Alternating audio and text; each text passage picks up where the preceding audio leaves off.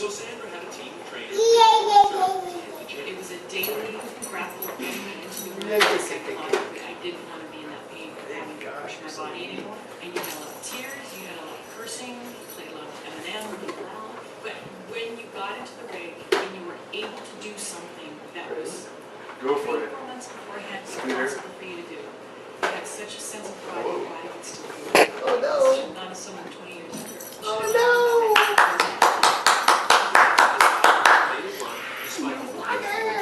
I learned something from this movie, which I didn't know. Female astronauts wear parachutes. I didn't know that. Oh yeah. What is the deal? Alonzo said, "This is what you'll be wearing," and I went, "I'm sorry, what?" I go, "Can we have something that comes down to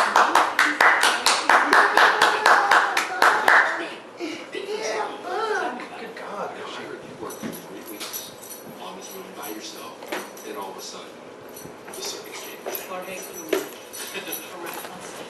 What's he like? What's he like? He's just like light. I